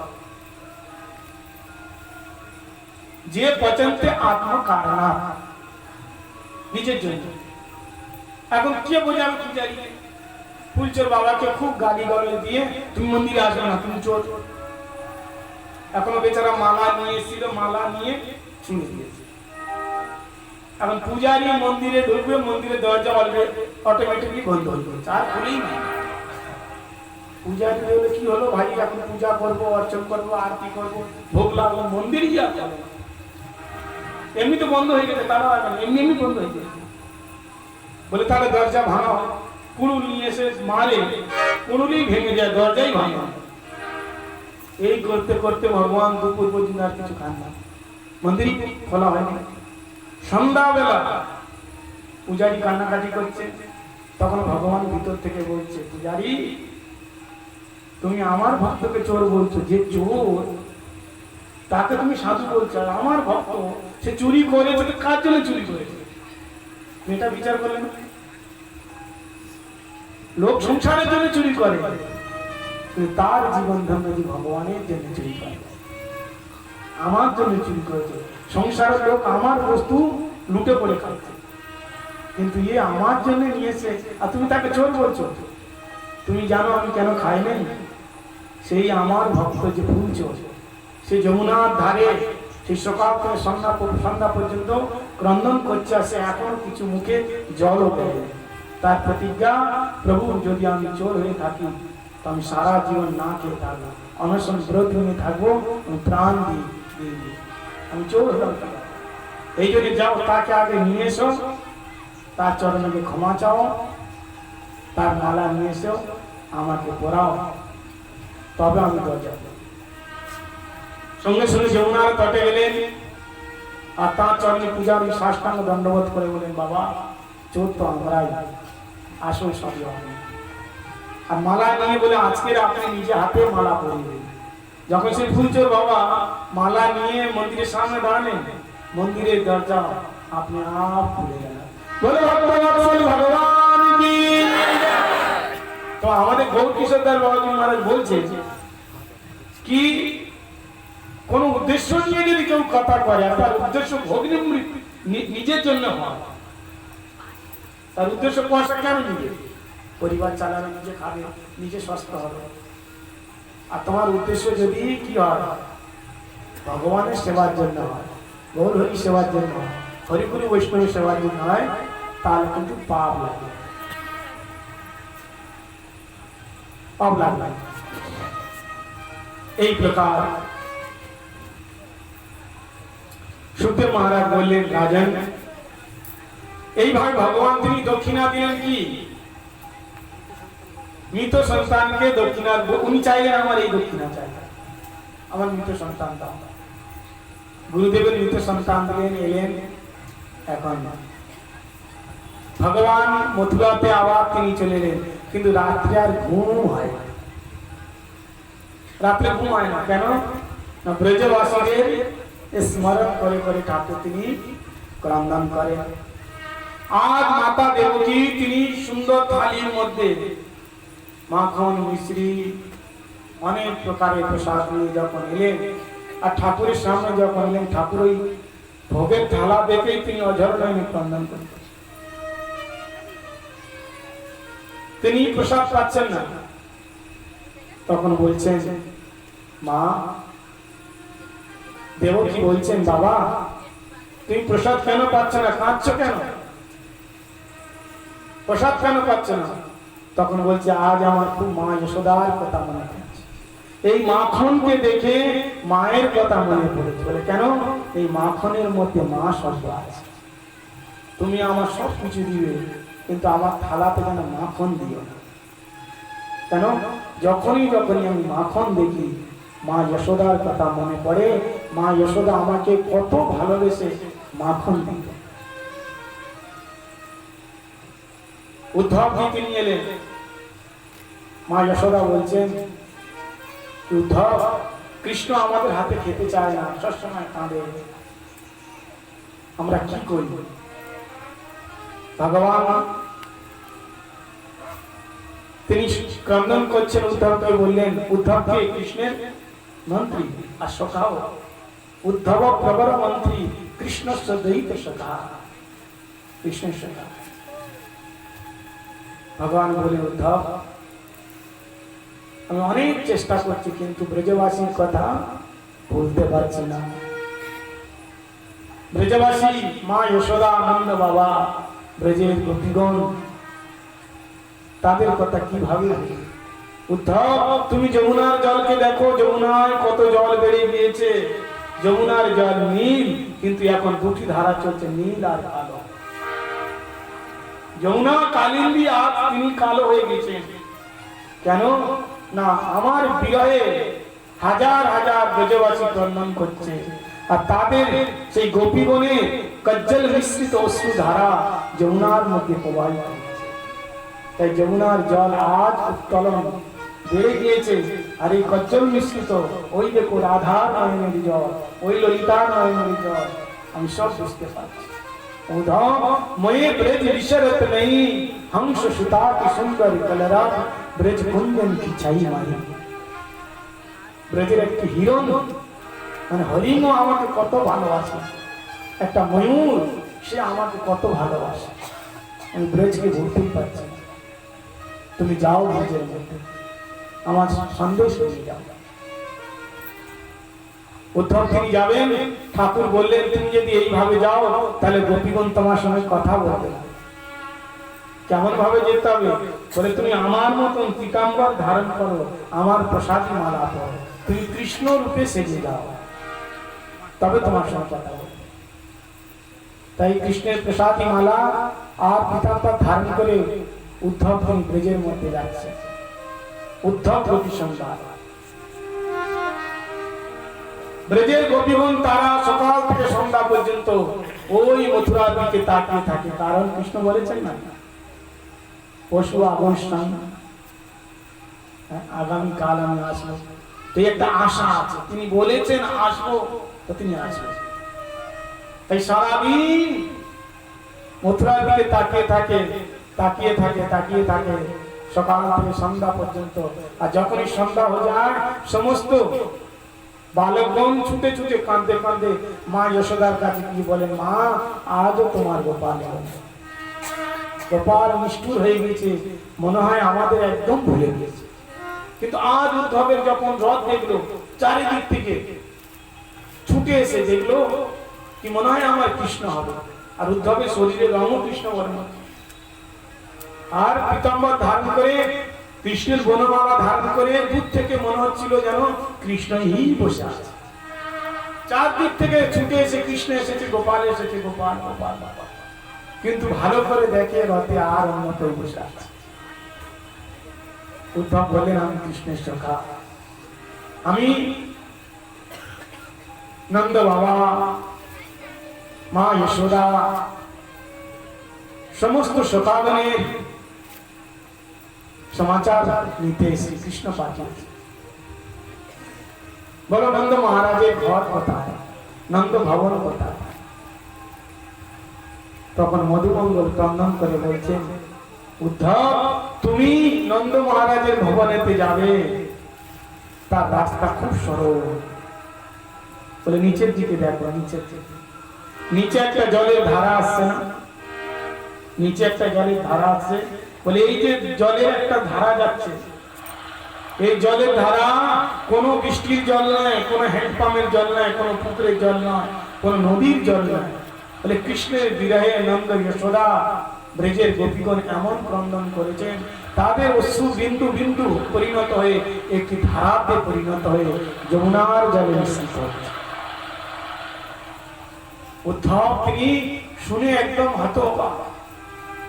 ব্রজের মধ্যে যখন তিনি চরণ রাখলেন, ব্রজের প্রত্যেকটি কণা কৃষ্ণ কৃষ্ণ কৃষ্ণ কৃষ্ণ করে ক্রন্দন করছে।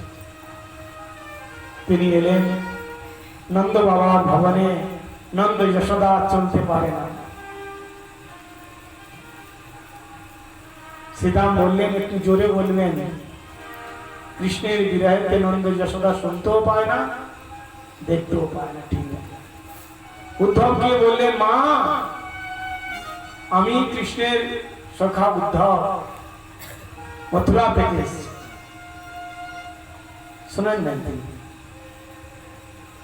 যখন জোরে চিৎকার করলেন, মা আমি মথুরা থেকে কৃষ্ণের সখা এসেছি, তখন মা যশোদা বলছে, আরে ভাই আসতে বলো, আসতে।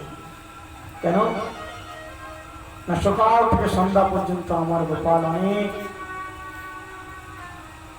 অনেক তার ভিতরে চঞ্চলতা, সে আর ঘুমাতে চাইছে না, অনেক কষ্ট তাকে আমি এখন ঘুম পাড়িয়েছি।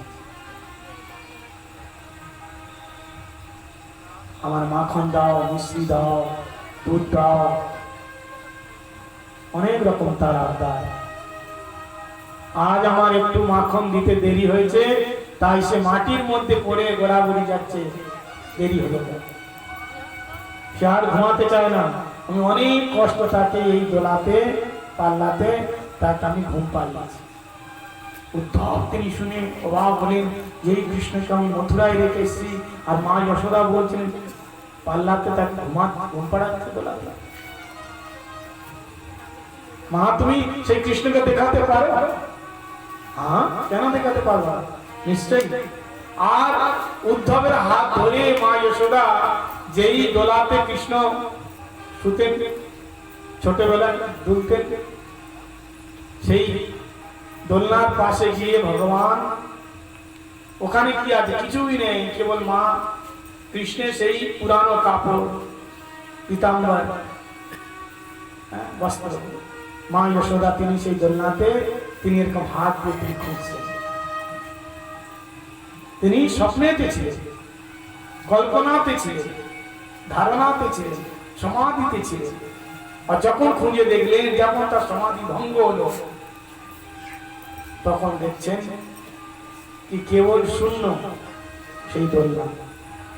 মা যশোদা তিনি চিৎকার করে কেঁদে বললেন, মন আর মানে, আমি যেদিকেই দেখি কেবল আমার গোপাল। এই সেই আঙ্গিনা, এই সেই আঙ্গন যেখানে আমার কৃষ্ণ নৃত্য করত, নাচে নন্দলাল, নাচাবে হরি কি মাইনা। উদ্ধব তিনি ক্রন্দন করছে, আরে তার জীবন ধন্য যে ভগবানের বিরহে ক্রন্দন করে। সংসারে ছেলে মেয়ে কাঁদলে কতই কাঁদো, শোক বেড়ে যাবে, জ্বালা বেড়ে যাবে। যার জন্য কেঁদে কেঁদে টাকা পয়সা জুড়িয়ে দিয়ে ঠাকুরের সেবা না দিয়ে বড় করেছ, একদিন তোমার ঘর থেকে বের করে দেবে। ঠাকুরের জন্য যদি কার নেত্র থেকে এক বিন্দু অশ্রু বের হয়, সেটা মতি হয়ে ফিরে আসে। আর সংসারের জন্য যদি ক্রন্দন করো, সেটা শোকে পরিণত হয়ে আর সংসারের বদ্ধতে আবদ্ধ হয়ে থাকে। উদ্ধব তিনি ক্রন্দন করছেন, ব্রজের প্রেম আমার, যাকে নিরাকার নির্বিশেষ নির্গুণ রূপে জানি, তাকে এত ভালোবাসছে। আর আগে তিনি গেলেন ব্রজগোপীদের ভাব দেখে, আর তো কৃষ্ণ কৃষ্ণ প্রেমেতে বেজে গোপীদের ভাব দেখে উদ্ধব তো তিনি একদম আচম্বিত হলেন। চারিদিকে গোপীগণ, মাঝে রাধারানী। এমন সময় একটি ভ্রমর এসে রাধারানীর চরণের মধ্যে বসলেন। ভ্রমর কি মাধব কি তব বন্ধ মাস্পিতং বিষপদনা কুচ বিললিত মালা মষ্টমষ্ট ধীরনা। আরে মধু মধু মধু সদয়তি মধুপ ভ্রমর, তুমি আমাকে ছিও না, কারণ তুমি কালো। আমার কৃষ্ণ কালো ছিল, আমি কোনো কালো বস্তুকে আমি আর পছন্দ করি না। রাধারানী বলছেন, কারণ প্রত্যেকটি কালো বস্তু তারা ছলনা করে। কৃষ্ণ আমাকে প্রেম করে প্রেমের জালেতে ফাঁসিয়ে আজ আমাদেরকে ছেড়ে চলে গেছে। মা শ্রীসঙ্গী শপথ না আমাকে স্পর্শ করে না। খুব সুন্দর বাবা। রাধারানী তিনি এখানে বলছেন, হে ললিতা, হে বিশাখা, আর মনে হয় আমি আর প্রাণে বাঁচব না। কৃষ্ণ বিরাট শরীর এত উত্তপ্ত হচ্ছেন, সুন্দর সুন্দর কিশলয়ের দ্বারা শয্যা সুসজ্জিত হলো। রাধারানীকে উঠিয়ে শয্যার মধ্যে যখন সাহিত্য করা হলো, সেই নব কিশলয়ের সরস কিশলয় পত্র রাধারানীর শরীরের উত্তপ্তে সমস্ত কিশলয় চূর্ণ বিচূর্ণ হয়ে গেল তাপে। তখন রাধারানী বলছেন কি আর মনে হয় এই জন্মে কৃষ্ণের দর্শন হবে না। যদি বা কৃষ্ণের না দর্শন হলো, কিন্তু তোমরা একটা কাজ করো। কি কাজ? হে ললিতা, তুমি আমার সর্বাঙ্গে কৃষ্ণ নাম লিখে দাও। তুমি আমার সর্বাঙ্গে কৃষ্ণ নাম লিখে দাও। আমার সর্বাঙ্গে লিখে দিও গো শুধু কৃষ্ণ কৃষ্ণ নাম। সমস্ত অঙ্গের মধ্যে শুধু কৃষ্ণ নাম লিখে দাও। যদি মুখে নাও বলতে পারি, যদি কৃষ্ণ বিরহ হয় তো গদগদ বাণী দ্বারা সে ভগবান নাম নিতে পারে না। তাই এখানে বলছে, আমার সর্বাঙ্গে লিখে দিও গো শুধু কৃষ্ণ কৃষ্ণ নাম, শুধু কৃষ্ণ কৃষ্ণ নাম। মরিব মরিব সখী নিশ্চয় মরিব, কানু হেন গুণনিধি কারু দিয়ে যাব।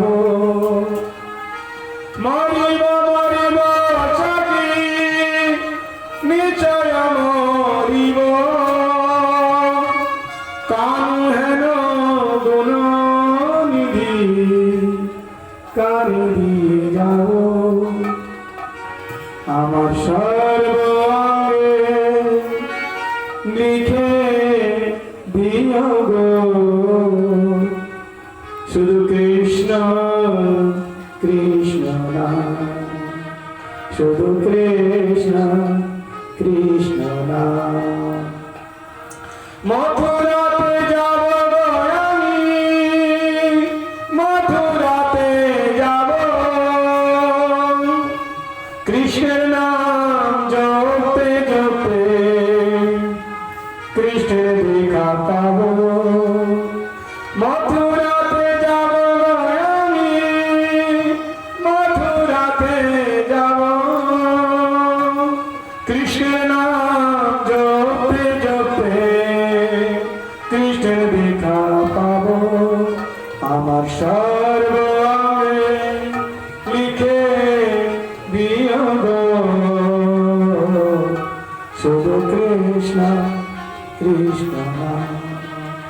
শুধু কৃষ্ণ কৃষ্ণ নাম। না পুরায় রাধারঙ্গ, না ভাসায় জলে, মরিলে তুলিয়া রেখো তমালের ডালে। না পুরায় রাধারঙ্গ, না ভাসায় জলে, মরিলে তুলিয়া রেখো তমালের ডালে। আমার সর্বাঙ্গে লিখে দিও গো শুধু কৃষ্ণ কৃষ্ণ নাম, শুধু কৃষ্ণ কৃষ্ণ নাম, শুধু কৃষ্ণ কৃষ্ণ নাম। রাধা রানী তিনি বিরহতে শিল রূপ গোস্বামী পাদ বিদগ্ধ মাধব নাটকে বর্ণন করছেন কি রাধা রানী বলছেন এই তমাল সদৃশ্য বৃক্ষ, কৃষ্ণ সদৃশ্য বৃক্ষ হচ্ছে তমাল বৃক্ষ, সেই বৃক্ষেতে আমাকে বেঁধে রেখো। কৃষ্ণের আলিঙ্গ নাই বা হলো, কিন্তু কৃষ্ণ সদৃশ্য তমাল বৃক্ষের তো আলিঙ্গন হলো। যদি আমি মরেও যাই, কিন্তু আগুনে পোড়ায়ও না, জলে ভাসাইও না, একদিন না একদিন কৃষ্ণ ফিরে আসবে। অন্তত এই মরা শরীর তাকে তো আলিঙ্গনের সুখ তো পাবে। আমি জানি আমার কৃষ্ণ একদিন আসবে, আর আসার পরে যদি আমাকে না দেখে তার কত দুঃখ হবে। তাই আমার শরীরকে তোমরা এইভাবে নষ্ট করো না, তোমরা বেঁধে রেখো, একদিন আমার কৃষ্ণ আসবে আর আমাকে দর্শন করবে। বল ভক্ত বৎসল ভগবান কি জয়,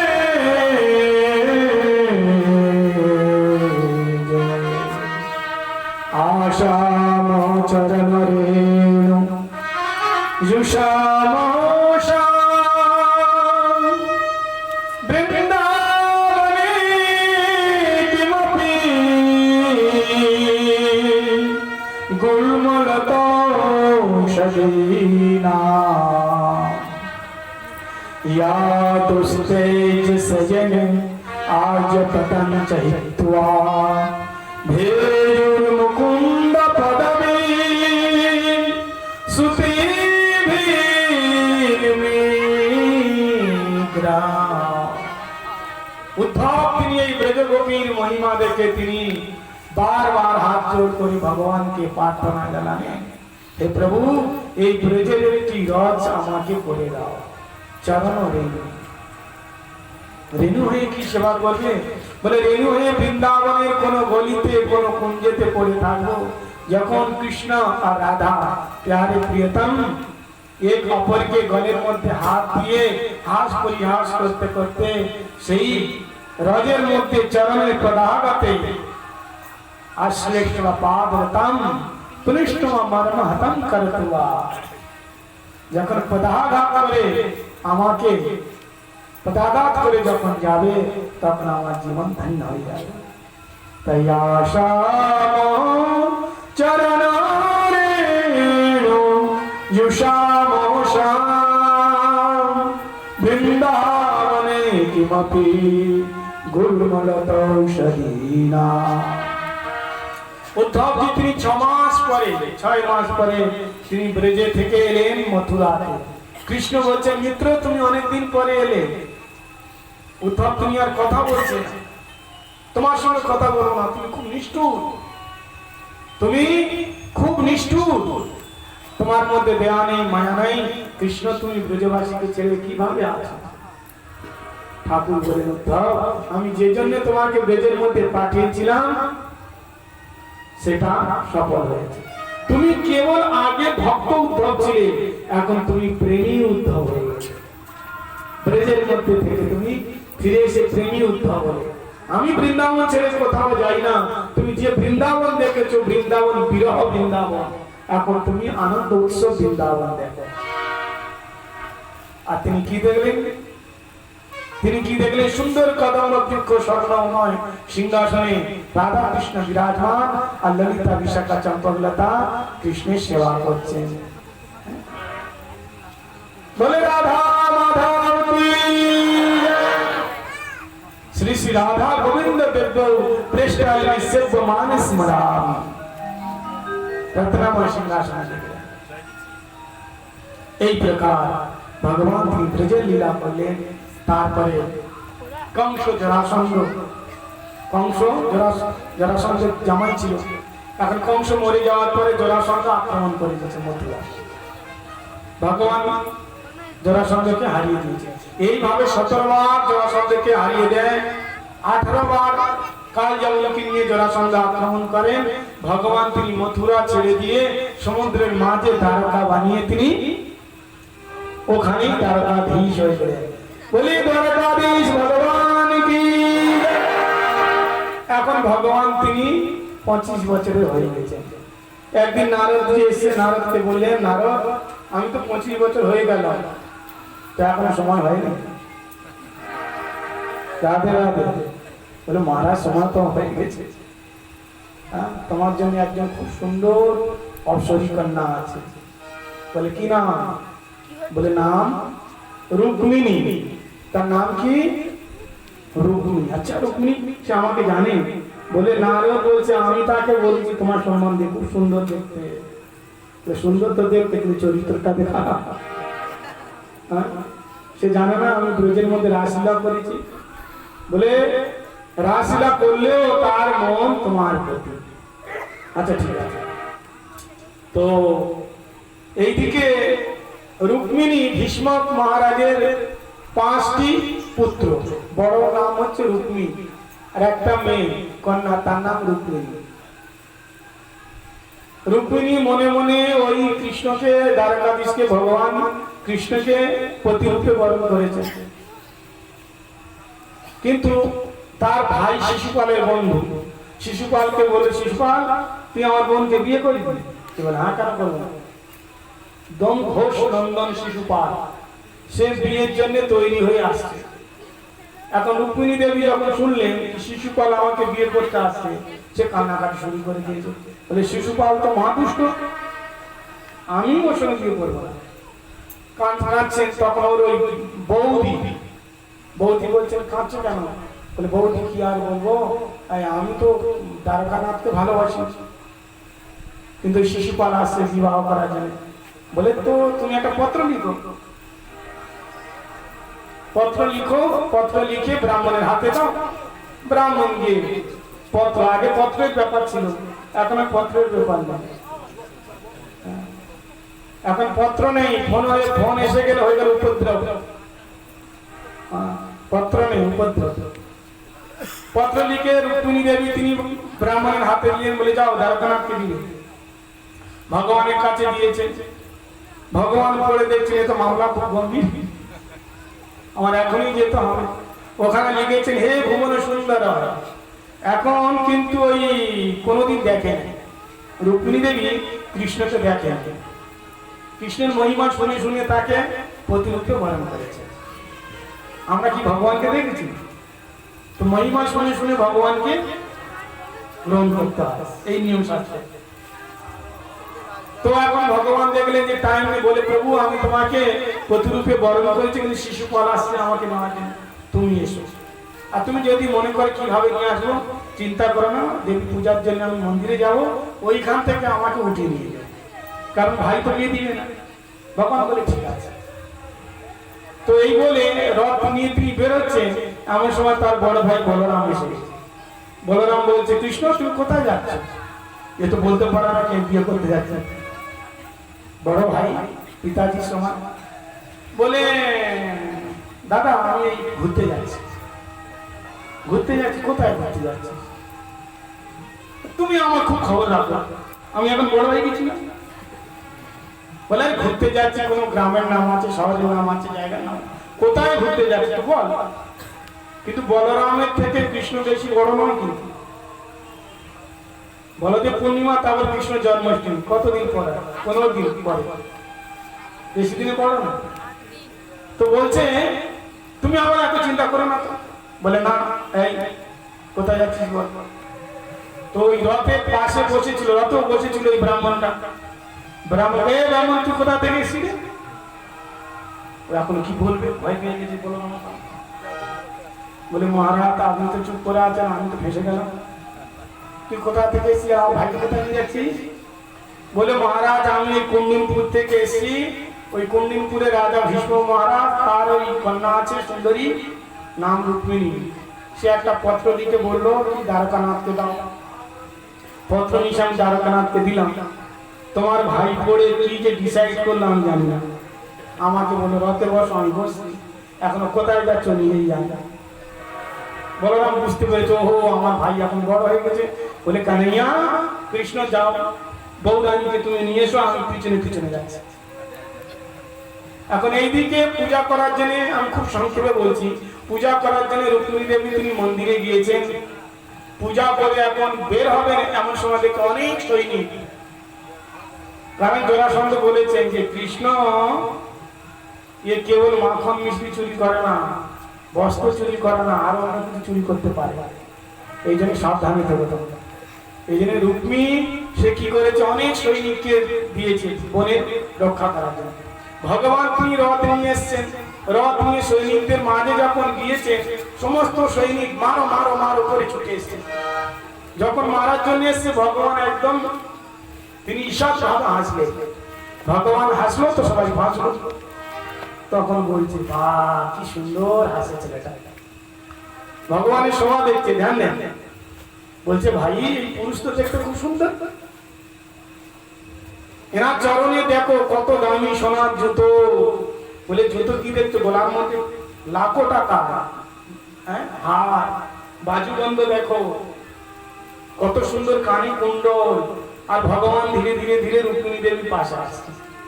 এখন ভগবান যে ইনি নিতে এসেছেন, সৈনিকেরা কোনদিন তো দেখেনি কৃষ্ণকে, ও কি করে জানবে কি এই কৃষ্ণ?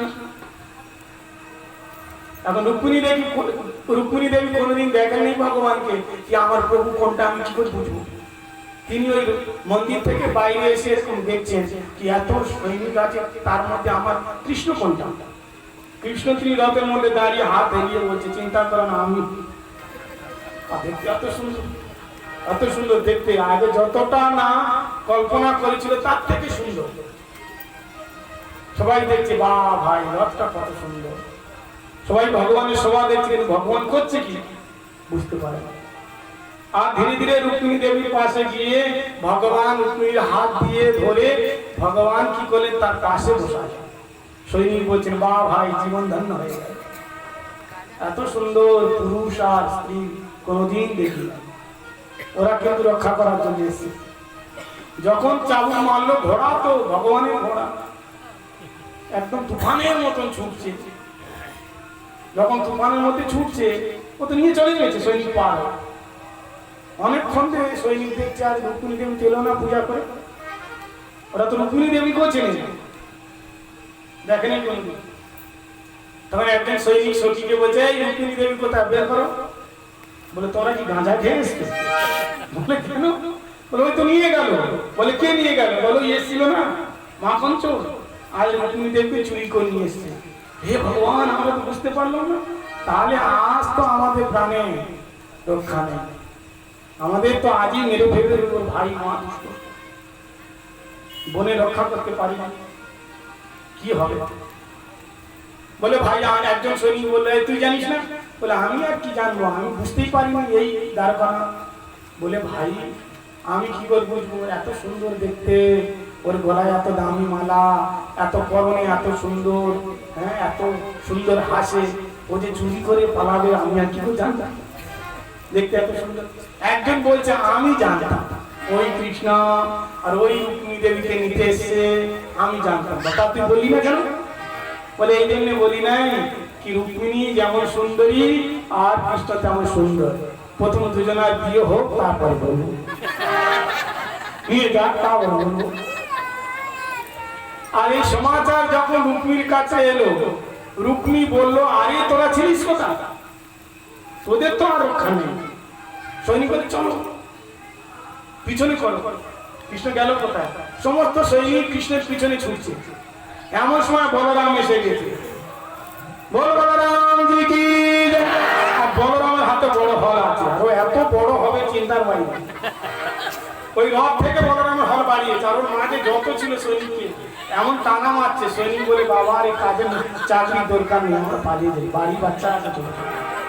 রুগী বলছে কোনে রক্ষা, বলে তোমার কোন, তুমি রক্ষা করো, আমার জন্য বলে এত টাকা নিই, বলে টাকা ফেরত দিই। সবাই পালিয়ে যাচ্ছে। আর ভগবান তিনি কি করলেন, এসে কৃষ্ণকে বললেন তুমি বৌরানীকে নিয়ে তুমি যাও, দ্বারকায় চলে যাও, আমি দেখে নিচ্ছি কে আসে। গিয়ে রুক্মিণীকে ধরেছে, এরকম চুল ধরেছে, ধরে বলে তোর এত বড় সাহস, তুই আমার ভাইয়ের বিয়েতে বাধা দিস? তোর ভাই আমার বোনকে নিয়ে কেমন যাচ্ছে? বলে আর তোর বোন পরে, আগে আমার ভাইয়ের স্ত্রী। কিভাবে না, আমার ভাই তেমনি আসে না, তোর বোন তো চিঠি লিখে দেখেছে, দোষটা কার? ওরা তো বালিক নয় না, ওটা বালিক হয়ে গিয়েছে, বয়স হয়েছে দুজন। শাস্ত্রের নিয়ম আজও পর্যন্ত নিয়ম, 18 বছর উপরে হয়ে গেলে যদি ছেলে মেয়ের মত থাকে তো তাকে কেউ বাধা দিতে, মা বাবাও বাধা দিতে পারবে। বলে না আমি তোকে মারবো। বলরাম আচ্ছা তুই আমাকে মারবি? এই বলে বলরাম ধরে হাত পা বেঁধে রথের মধ্যে বেঁধে আর মাটির মধ্যে ফেলে দিয়ে রথ টানছে। বুঝলেন? এই হচ্ছে কথা। এই প্রকার ভগবান কৃষ্ণের দ্বারকাতে বড় ধুমধাম সে খুব বড় উৎসব হলো। আর ভগবানের প্রথম বিবাহ রুক্মিণী মহারানীর সঙ্গে সম্পন্ন হলো। বলে রুক্মিণী রমন ভগবান কি। এখন দ্বারকা লীলা এইভাবে ভগবান তিনি 8টা বিবাহ আলাদা আলাদা ভাবে হয়। রুক্মিণী, জাম্ববতী, সত্যভামা, কালিন্দী, ভদ্রা, লক্ষ্মণা, মিত্রবিন্দা, নাগনজিতি, 8টা বিবাহ, 8 পাঠ বাড়ি। আর 16,100 বিবাহ আছে। ভগবানের এত বিবাহ। ভবাসুরের কারাগার থেকে সবাইকে নিয়ে এসছেন, তো টোটাল কত হলো? 16,108 ভগবানের মহিষী। ভগবান দ্বারকাতে সবার জন্য আলাদা আলাদা ঘর বানিয়ে দিয়েছেন। এই দ্বারকা লীলা খুব সুন্দর কথা, আর অনেক কথা। ভগবানের একটি সখা ছিল, তার নাম হচ্ছে সুদামা। সুদামার কথা বলে বিশ্রাম দেব। সুদামা কৃষ্ণের ছোটবেলার বন্ধু। कि कृष्ण शासित शका कचित ब्रह्मण ब्रह्मवित्तमः विरक्तेन्द्रियार्थेषु प्रशान्तात्मा जितेन्द्रिया। ध्यान দিয়ে শুনুন, কেবল 10 মিনিটের কথা। আর যারা এই সপ্তম দিবসে সমস্ত কথা শ্রবণ করে, তাদের এই 6 দিন যারা আসতে পারে না বা অল্প শুনেছে, কিছু ছেড়ে গিয়েছে, এই 7 দিনের কথা যদি ধ্যান লাগিয়ে শোনে, পুরো না শুনতে পেরেও শেষের যে কথাটা শোনে, তো পুরো 7 দিন ভাগবত সপ্তাহ কথা শোনার ফল পাওয়া যায়। এই জন্য সবাই ধ্যান দিয়ে শুনুন 10 মিনিটের কথা। হরে কৃষ্ণ।